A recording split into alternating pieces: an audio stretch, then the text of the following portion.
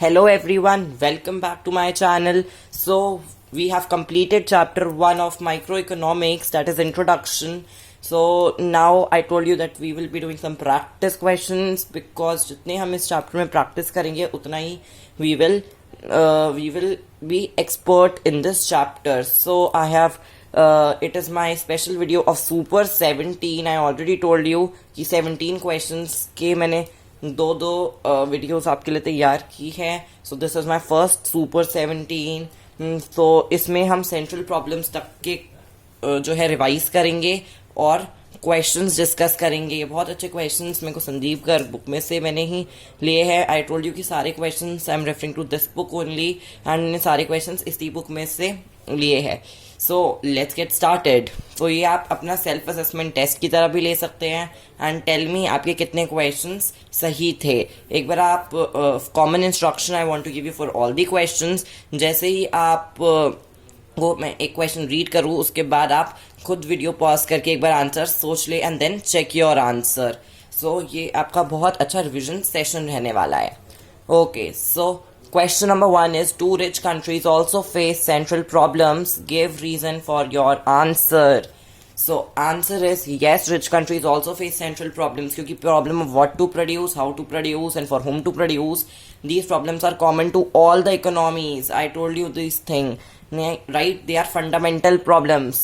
Every economy faces these problems because scarcity तो universal है. ये नहीं है कि सिर्फ एक ही country में scarcity है. It is universal. Coming to next question, state the problems relating to allocation of resources in an economy. तो बेसिकली आपको सेंट्रल प्रॉब्लम्स बतानी है. ये क्वेश्चन ऐसे भी आ सकता है, स्टेट दी सेंट्रल प्रॉब्लम्स. तो answer is what to produce and in what quantity. Second, how to produce. Third, for whom to produce. यहाँ पे स्टेट वर्ड है इसलिए हम एक्सप्लेनेशन नहीं देंगे, आपको पूरी एक्सप्लेनेशन भी आ सकती है. Now coming to third question, why does the problem of what to produce arise. Explain. अब यहाँ पे आपको ये नहीं पूछा कि व्हाट टू प्रोड्यूस की प्रॉब्लम को एक्सप्लेन करो. क्वेश्चन ये नहीं पूछता आपसे पूछा गया है कि व्हाट टू प्रोड्यूस की प्रॉब्लम क्यों आती है. तो व्हाट टू प्रोड्यूस की प्रॉब्लम इसलिए आती है क्योंकि रिसोर्सेज लिमिटेड है. तो हम सब कुछ इकोनॉमी क्योंकि रिसोर्सेज लिमिटेड है इसलिए सब कुछ नहीं प्रोड्यूस कर सकती. It has to make a choice कि क्या प्रोड्यूस करे, नेसेसरी गुड्स या luxury goods, consumer goods, producer goods. ये सब मैंने आपको पहले की वीडियोस में बताया हुआ है. Coming to next question, why does the problem of how to produce arise. अब यहाँ पे आपसे लेबर इंटेंसिव, कैपिटल इंटेंसिव वो नहीं पूछ रहे कि एक्सप्लेन दिस प्रॉब्लम. आपसे पूछा गया है कि ये प्रॉब्लम क्यों अराइज करती है. तो answer is that there are various options for producing. बहुत सारे तरीके हैं प्रोड्यूस करने के लिए, इसलिए इकोनॉमी को ये भी चूज करना है कि कौन सा तरीका ऑप्ट करे फॉर प्रोडक्शन की. तो बेसिकली हम दो कैटेगरीज में डिवाइड करते हैं, labour intensive and capital intensive. Coming to next question, the problem for whom to produce is best described as. अब ये बहुत अच्छा क्वेश्चन है. First is whether to produce for rich और पुअर. तो बहुत बच्चे तो इसी आंसर को देख के आप लोग टिक कर देंगे, बट आई ऑलवेज सजेस्ट कि आप पूरा क्वेश्चन ध्यान से पढ़िए. B part is in what quantity to produce the goods. तो बी पार्ट तो बिल्कुल हो ही नहीं सकता क्योंकि इन व्हाट क्वांटिटी तो जो है फर्स्ट प्रॉब्लम में आता है, फॉर हु में नहीं आता. सो इसको हम कैंसिल आउट करते हैं. Third, who will purchase the commodities and fourth is distribution of national income. ये बहुत अच्छा क्वेश्चन था. सो इसका आंसर आपको फर्स्ट हो सकता है लगे, but I told you that for whom to produce की जो प्रॉब्लम है इसको हम प्रॉब्लम ऑफ डिस्ट्रीब्यूशन भी बोलते हैं and this is known best described as the distribution of national income. So d part is the correct answer in this case. I hope this question is clear. Now coming to sixth question. Which of the following is a cause of economic problem? Economic problem का cause क्या है?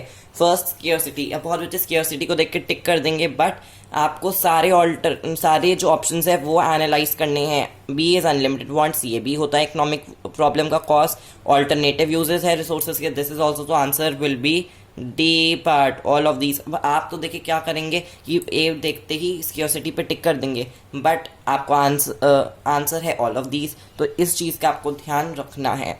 Now coming to next question, question number 7. Economics is the study of economics किस चीज़ को study करती है? A, how society manages its unlimited resources, B, how to reduce our wants until we are satisfied, तो B तो नहीं है। C, how society manages its scarce resources, and D, how to fully satisfy our limited wants. तो आपको पता चला है कि बी और डी तो बिल्कुल नहीं है। इकोनॉमिक्स किसको स्टडी करती है? अब बचे A and C.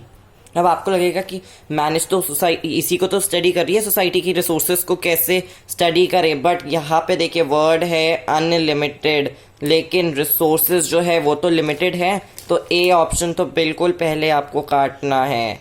Okay, so correct answer is c, how society manages its scarce resources. Now coming to 8th question, ये बहुत अच्छा क्वेश्चन है। Although water is useful, yet it is cheap. On the contrary, diamond is not much of use till it is very expensive. Give an economic reason for this paradox. अब आपको question, बहुत अच्छा question है ये। Question कह रहे हैं कि वाटर इतना यूजफुल है फिर भी चीप में अवेलेबल है, लेकिन डायमंड तो यूजफुल नहीं है, बिल्कुल एवरीडे यूज का आइटम नहीं है, फिर भी वो बहुत एक्सपेंसिव है। तो इसका आंसर आप सोचिए, इसका आंसर है स्केर्सिटी, क्योंकि वाटर स्केर्स नहीं है, वाटर फिर भी अवेलेबल है। Diamond is very very limited in nature, ठीक है, स्केर्स है, इसलिए डायमंड जो है वो एक्सपेंसिव है, लेकिन वाटर जो है वो चीप है। तो स्केर्सिटी इस क्वेश्चन में आंसर है। आई होप आपको ये क्वेश्चन क्लियर होंगे। बढ़ते हैं 9th क्वेश्चन की तरफ। Both micro and macro economics have same degree of aggregation, defend और refute the statement. So answer is that we refute the statement, क्योंकि ये स्टेटमेंट फॉल्स है। Both micro and macro don't have same degree of aggregation. Aggregation means कितना large area, कितना area वो cover करते हैं। Macro covers a smaller area, micro covers a smaller area, micro covers a smaller area and macro studies the economy as a whole. At aggregate level पे तो macro study करता है। सो हम बोलेंगे कि we refute this statement because both micro and macro don't have same degree of aggregation. Macro has a larger degree of aggregation. अब है next question we have to classify as micro and macro. आप एक question करिए video pause करके। So production of sugar mill एक individual industry है, so micro. Inflation पूरी economy में पढ़ा जाता है, macro. Car industry again one individual, तो micro. Supply of money is macro. Wage determination in a company is micro, क्योंकि अ कंपनी लिखा है तो it is talking about only one company. Then aggregate, यहाँ पे तो खुद ही वर्ड आ गया एग्रीगेट डिमांड, तो aggregate macro. Foreign exchange rate macro.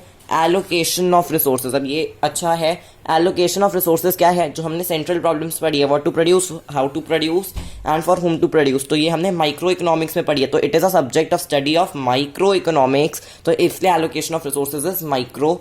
Then market demand for apples एक इंडिविजुअल कमोडिटी, तो इसलिए ये micro. Household expenditure again micro. Next question, positive normative बताना है हमें। तो फ्रेंड्स पॉजिटिव नॉर्मेटिव बहुत इजी होता है, जहाँ पे भी आपको शुड या ऑट टू वर्ड दिख जाए वो नॉर्मेटिव है और बाकी सारी पॉजिटिव। तो I will write the answer, आप वीडियो पॉज करके अपने आप भी इन सारे क्वेश्चंस को कर लीजिए।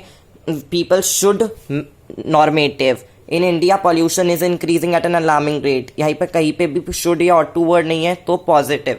देन द गवर्नमेंट शुड आ गया तो normative. Smoking should normative. High taxes on cigarettes discourage smoking normal statement है तो positive. Government should normative. In India tax rate slabs increase with increase in income, ये है हमारा positive. Then high interest rate induces people to save more out of their incomes, positive. तो जहाँ पे भी should आ जाए वो नॉर्मेटिव और बाकी सारे positive. Then no scarcity means no economic problem, true और फॉल्स। आंसर इज ट्रू, क्योंकि हमने ये डिस्कस भी करा है अपनी वीडियो में प्रीवियस कि अगर स्केर्सिटी नहीं होगी तो we will not have any economic problem, because scarcity is the root और mother of all economic problems.